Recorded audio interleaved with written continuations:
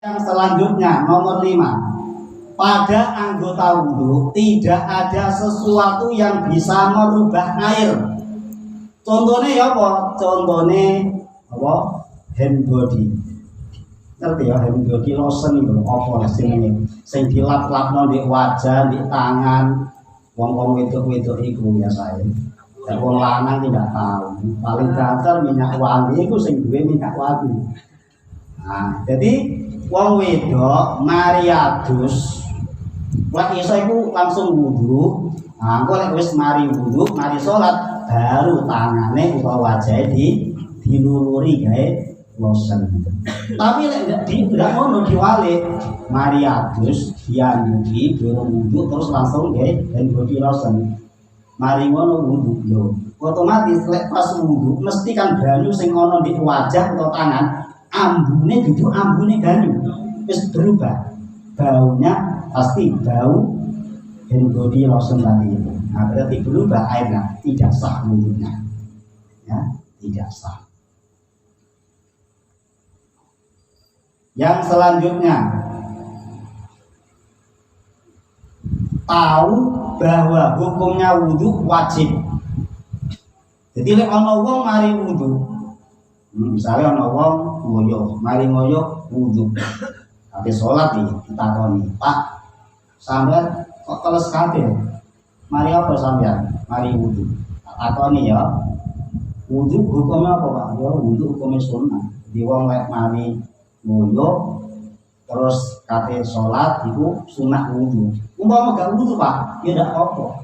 Cuma gak apik. Nah, berarti wong iki gak ngerti lek hukumnya wudhu wajib. Berarti orang ini wudhunya tidak sah. Jadi supaya sah harus yakin bahwa hukumnya wudhu adalah wajib. Wudhu untuk sholat maksudnya ya, wudhu untuk sholat, wudhu untuk tawaf, wudhu untuk hal-hal yang memang membutuhkan kepada wudhu. Syarat selanjutnya, tidak boleh meyakini bahwa salah satu dari fardhunya wudhu hukumnya sunnah. Nah, ayo kudu apal fardhune wudhu ana 6. Niat, terus membasuh wajah, kemudian membasuh tangan, kemudian mengusap sebagian kepala, terus membasuh kaki, dan yang terakhir tertib urut. Urut itu ya apa? Wajah ini, terus tangan, mari tangan, sirah, mari sirah, sikil, itu jenenge tertib. Nah, maka 6 dari fardhunya wudhu ini, mulai niat, membasuh wajah, membasuh tangan, mengusap kepala, membasuh kaki, dan tertib, tidak boleh diyakini bahwa itu hukumnya sunnah. Contoh, kalau wong mari wudhu, komplit wudhu wis, ya wajah teles, tangan teles, sirah teles, sikil teles, sak kuping gulune melok teles. Ditakoni, Pak, basuh sikil nalika sampeyan wudhu hukumnya apa, Pak? Ya hukumnya gak wajib, gak kudu. Kena ae, umpama gak dibasuh ora apa-apa. Aku tak basuh mergo sikilku kotor. Nah, berarti wong iki gak sah gitu. Sebab apa? Dia meyakini salah satu dari fardhunya wudhu yaitu basuh kaki hukumnya sunnah. Tapi lek diwalik perkara yang hukumnya sunnah dalam wudhu diyakini wajib, gak apa-apa, tetap sah wudhunya. Contoh, kadang ada sebagian wong duwe keyakinan ngusap kuping nalika wudhu hukume wajib. Padahal kuping itu gak wajib diusap, tapi sunnah. Jadi lek ana wong Islam pas ditakoki, Mbak, misalnya ya, ngusap kuping nalika wudhu hukumnya apa, Mbak? Hukumnya wajib, tetap sah.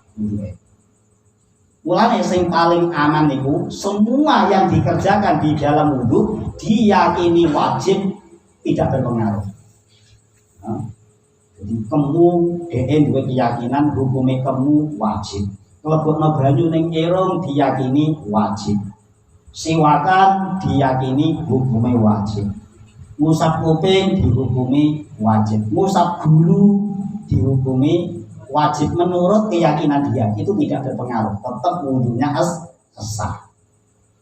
Yang selanjutnya harus menggunakan air yang suci dan mensucikan. Kadang ono air suci tapi tidak mensucikan.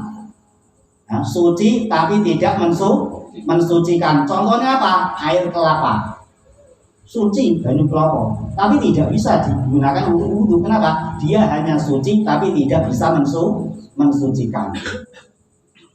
Contohnya lagi air mustakmal.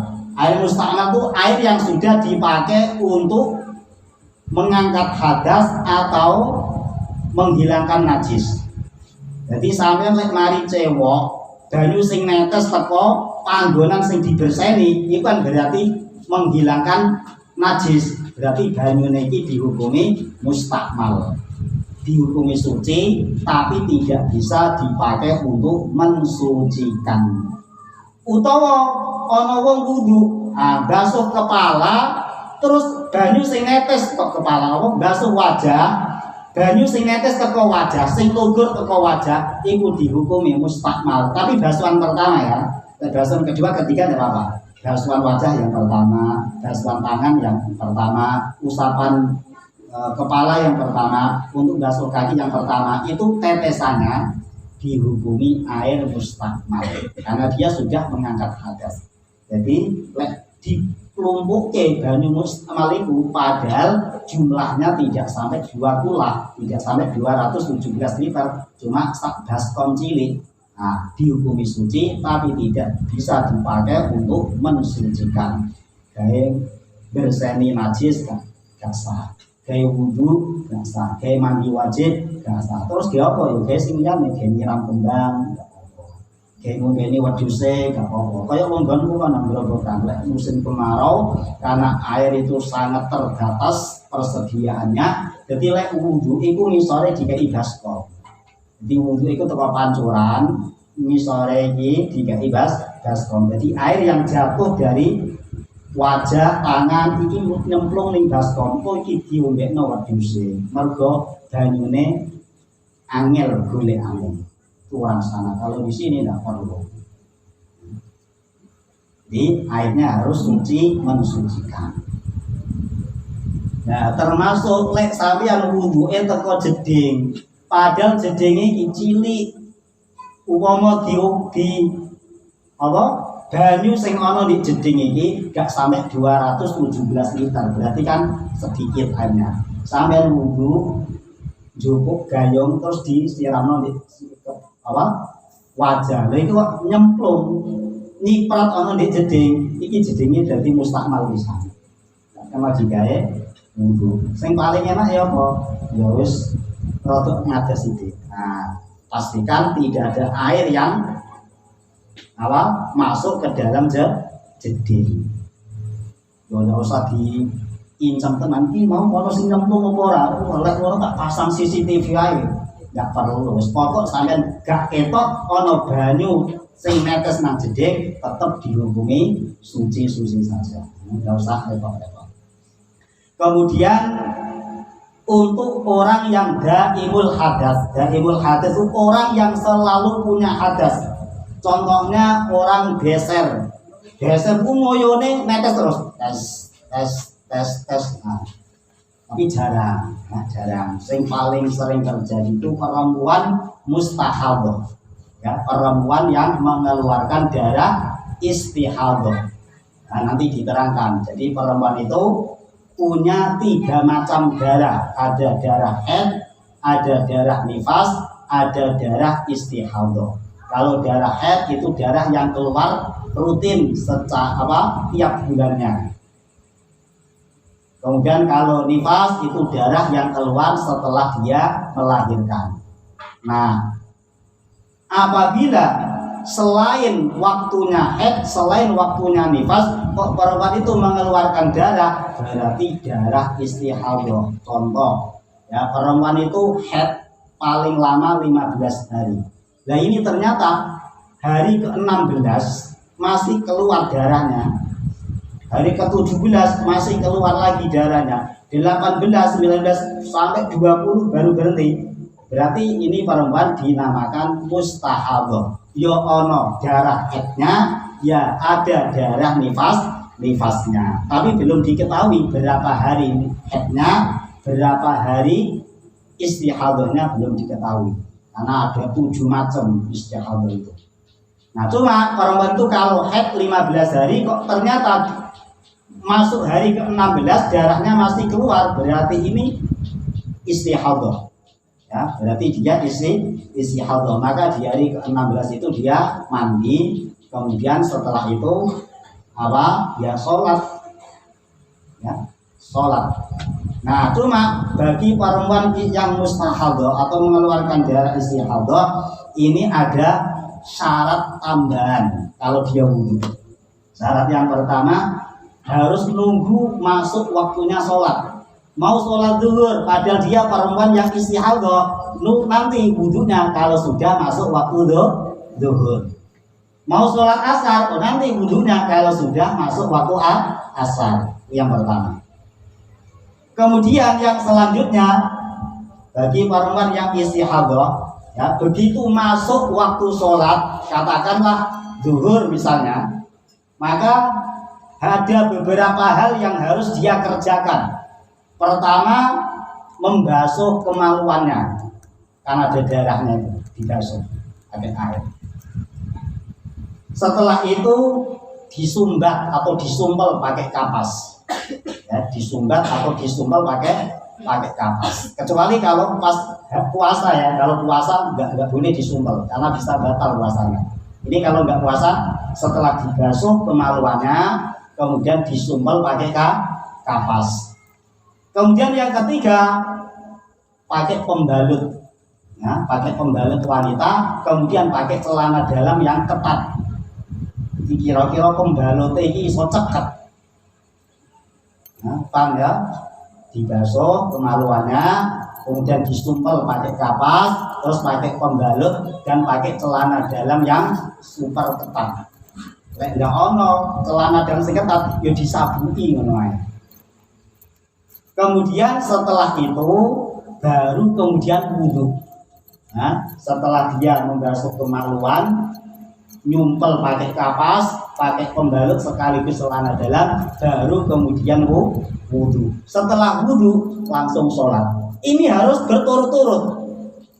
Basuh kemaluan langsung, jangan ditunda, disumpel. Habis nyumpel langsung terus pakai pembalut dan celana. Habis itu langsung wudhu, habis wudhu langsung sholat. Harus berturut-turut, tidak boleh ditunda-tunda. Mari wudhu kok nonton sinetron, man kurang 10 menit sinetronnya ini episode terakhir ini biar kabeh mari nonton sinetron balenono teko ngarep, basuh kemaluan, disumpel mbek kapas, terus pakai pembalut sama celana dalam, wudhu maneh, terus kemudian sholat. Tapi lek dipisah ambil hal-hal yang ada kaitannya dengan sholat gak apa-apa. Contohnya apa? Mari wudhu gawe rokok gini, nah gak apa-apa, kan itu menutup aurat. Atau misalnya apa, sholat qobliyah gak apa-apa, atau nunggu imam gak apa-apa. Pokok kalau dipisah dengan hal-hal yang ada kaitannya sama sholat tidak masalah. Ini khusus bagi perempuan yang istihadah, jadi agak repot ya. Insyaallah paham ya, lanang sing rumahnya. Jadi takoki bojomu. Apal apa enggak? Apal ya? Dibasuh kemaluannya, kemudian disumpel pakai kapas, terus pakai pembalut sama celana dalam, terus wudhu langsung sholat. Ini semuanya harus menunggu masuk waktunya sholat. Kemudian yang selanjutnya, nah perempuan yang mustahadah, wudhu 1 kali wudhu hanya bisa dipakai untuk 1 sholat wajib. Jadi kalau tadi sholat zuhur dia sudah wudhu, begitu masuk waktu asar wudhu maneh, bukan wudhunya saja, ya teko ngarep maneh, dibasuh kemaluannya, disumpel, wudhu terus. Nanti maghrib seperti itu lagi, isya seperti itu lagi. Jadi 1 kali wudhu hanya bisa dipakai untuk 1 sholat fardu. Tapi kalau mau dipakai untuk sholat sunnah banyak, tidak apa-apa. Nah, sholat sunnah qobliyah, ba'diyah, atau sholat sunnah apa, tidak apa-apa. Tapi hanya untuk 1 sholat fardu.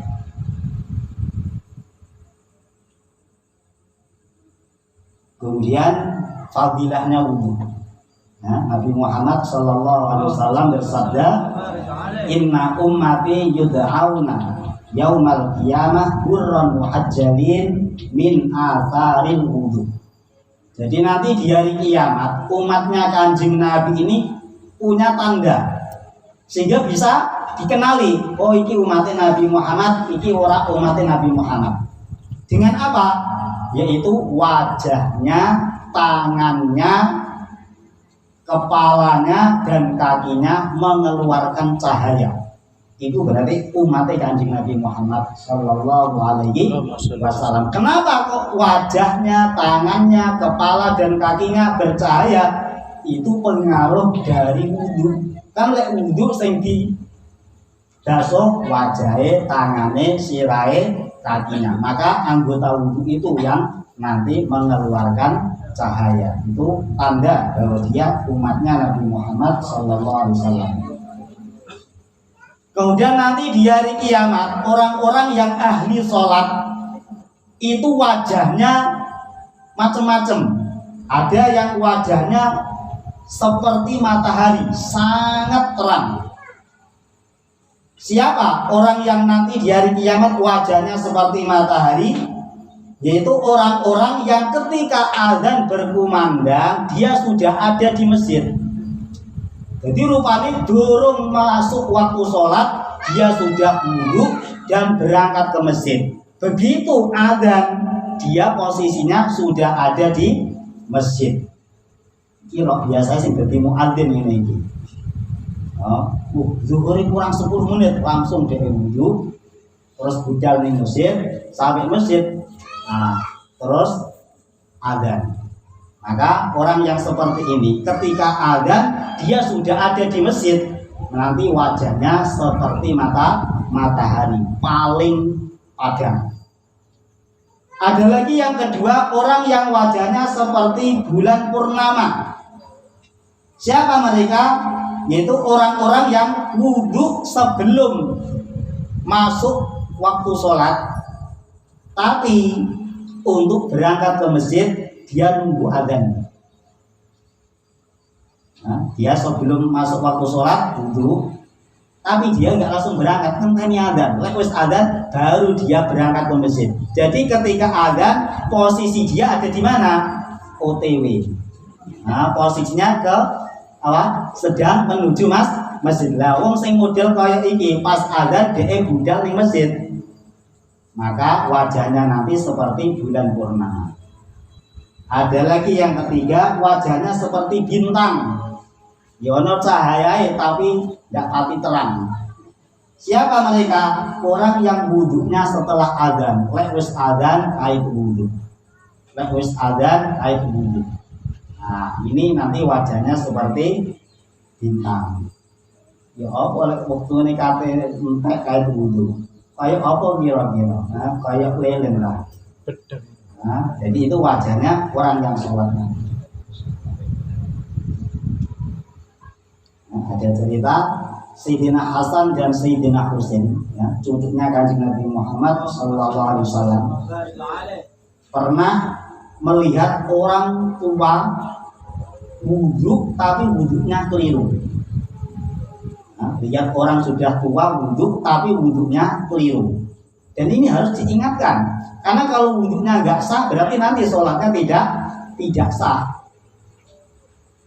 Tapi Sayyidina Hasan, Sayyidina Husain ini mikir, saya ini anak muda. Kalau saya langsung mengingatkan orang yang sudah tua, bisa-bisa dia tambah marah. Maka akhirnya Sayyidina Hasan, Sayyidina Husain dia punya cara. Akhirnya orang tua ini setelah wudhu didatangi. Kemudian Sayyidina Hasan, Sayyidina Husain ngomong, Pak, saya sama ini masih saudara, kakak beradik. Jadi saya sama saudara saya ini kepingin lomba wudhu. Tolong Bapak jadi jurinya. Siapa di antara kami berdua yang wudhunya paling bagus? Merasa terhormat si Bapak ini. Oke, siap, saya jadi jurinya. Wudhu Sayyidina Hasan dikasih gelar. Terus Sayyidina Husain wudhu dikasih nilai. Terus ditanya, gimana Pak hasilnya? Siapa yang paling bagus wudhunya di antara kami? Kata orang tua ini, Masya Allah, kalian berdua wudhunya bagus-bagus semuanya. Yang gak bagus wudhu saya. Nah, saya kepingin bisa wudhu seperti sampean berdua. Tolong ajarono aku wudhu sing apik. Akhirnya diajari wudhu yang bagus. Nah, ngamuk orang tua ini, tambah seneng. Kenapa? Dia merasa dihormati. Padahal tujuannya adalah sebagaimana orang tua ini bisa berwudhu dengan benar. Ayo wudhu tepat, sampai keliru. Gimana? Sholatnya gak sah.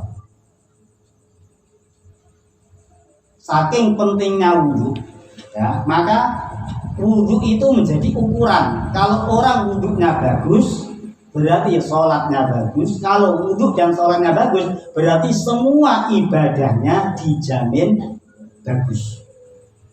Makanya Imam Syafi'i, ya, Imam Syafi'i ini, ya saya ceritakan sedikit biar ngerti. Imam Syafi'i itu lahirnya di Palestina, ya, di Palestina lahirnya.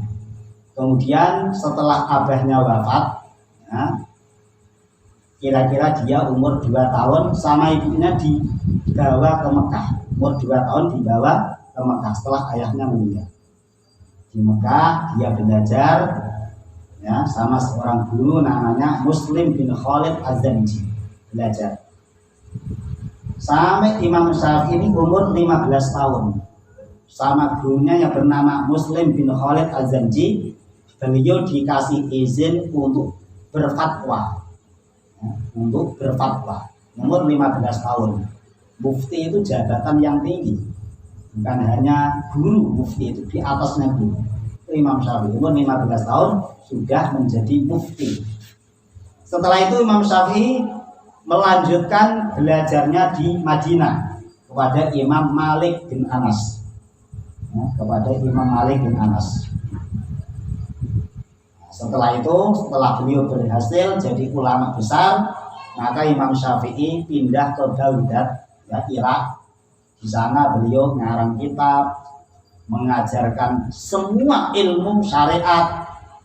Muridnya, pengikutnya ada di mana-mana. Ya, kurang lebih 20 tahun ada di Baghdad.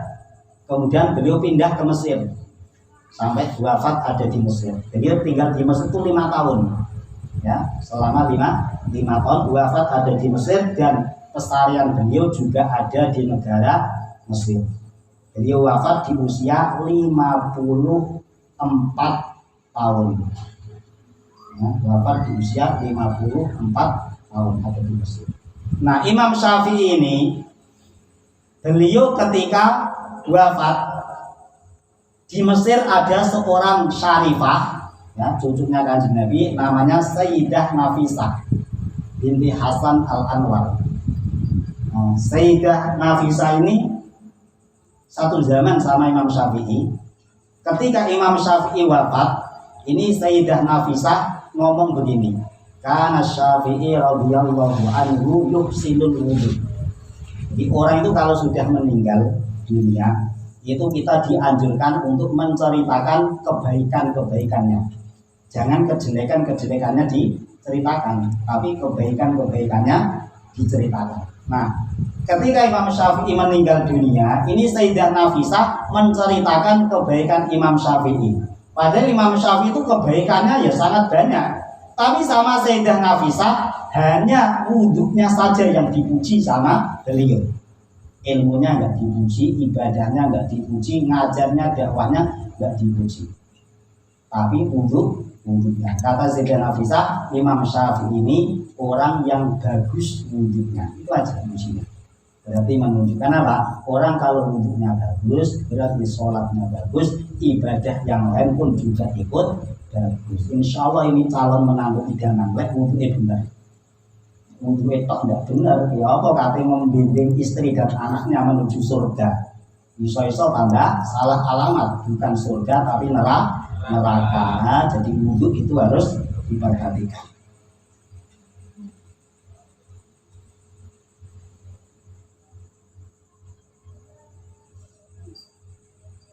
Kemudian, nah ini juga mungkin banyak terjadi. Lek wudhu ojo ambek mudho. Ono wudu kadang mari abus wudu masih sama tapi wudu telanjang. Ya sah saja wudunya, tapi ada yang mengatakan haram ya. Kenapa? Tidak sopan. Wudu itu termasuk ibadah, masa ambil wudu. Jadi maca Quran ambil wudu, diantemi wong. Ya, wong maca Quran tidak kelamben, tidak sarungan, telanjang bulat, masya Allah.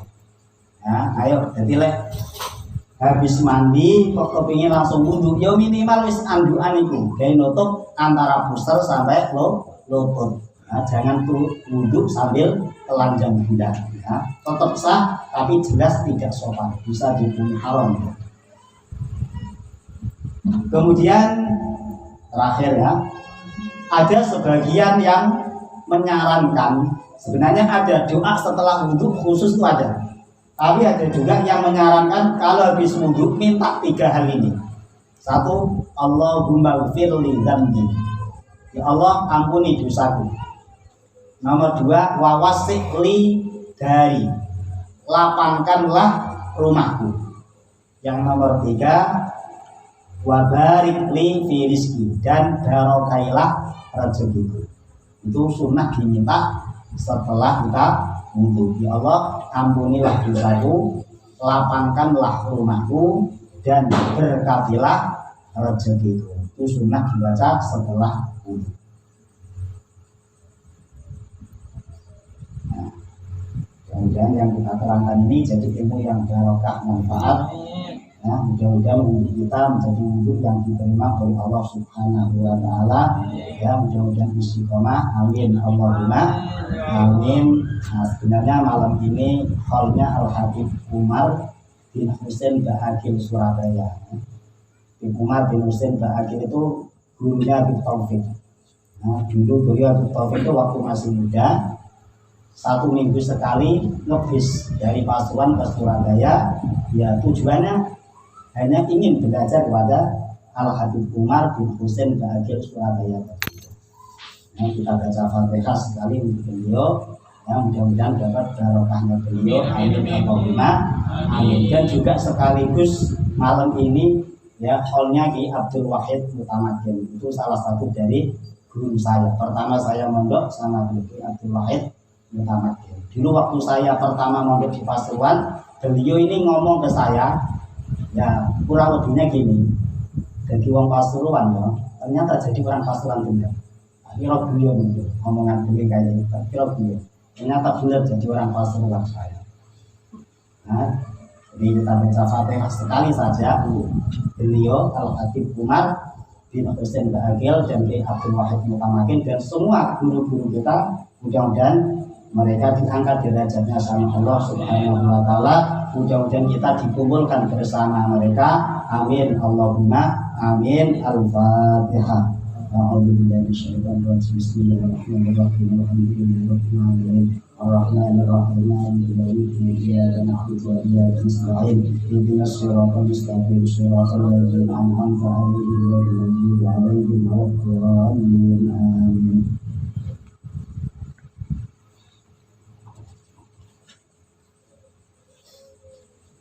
Bismillahirrahmanirrahim. Alhamdulillahirabbil alamin. Allahumma shalli wa sallim ala sayyidina Muhammad wa ala alihi wa sahbihi ajma'in. Ja'alallahu wa iyyakum mimman yastajibu syafa'ata wa yarju rahmatahu wa rafatahu. Allahumma bi hurmati hadha an-nabiyil karim wa alihi wa ashabihi salikin ala manhajil qawim. Ij'alna min khiyari ummati wasturna bi dhilli hurmati washurna ghadan fi zumrati wastamil alsinatana fi mati wa nusrati wa ahyina mutamassikina bi sunnatihi wa ta'ati wa mitna ala hubbi wa jama'ati. Allahumma adkhilna ma'al jannata fa innahu awwalu ma yadkhuluha wa anjilna ma'al في قصورها فإنه أول من ينزلها وارحمنا يوم يفوق الخلائق فترحمها اللهم ارزقنا زيارته في كل سنة ولا تجعلنا من الغافلين عنك ولا عن مقدراتنا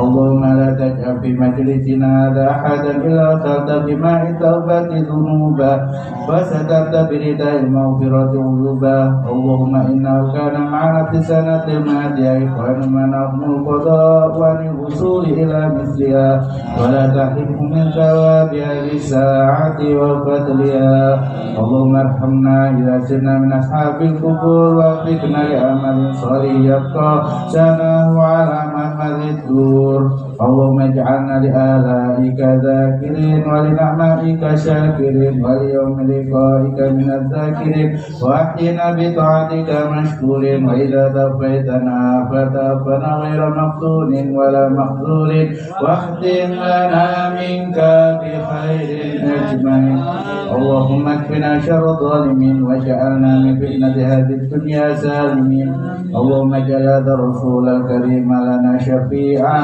وارزقنا بيوم القيامة مقاما رفيعا اللهم اسقنا من حوض نبيك محمد صلى الله عليه وسلم شربة هنيئة لا نطمع بعدها أبدا واشرنا تحت لواء غدا اللهم اغفر لنا في ولآبائنا ولأمهاتنا ولمشايخنا ولمعلمينا وذوي الحقوق علينا ولجميع المؤمنين والمؤمنات والمسلمين والمسلمات الأحياء منهم والأموات إنك مجيب الدعوات وقاضي الحاجات وغفر الذنوب والخطيئات يا أرحم الراحمين وصلى الله على سيدنا محمد وعلى آله وصحبه وسلم سبحان ربك رب العزة عما يصفون وسلام على المرسلين والحمد لله رب العالمين. الفاتحة.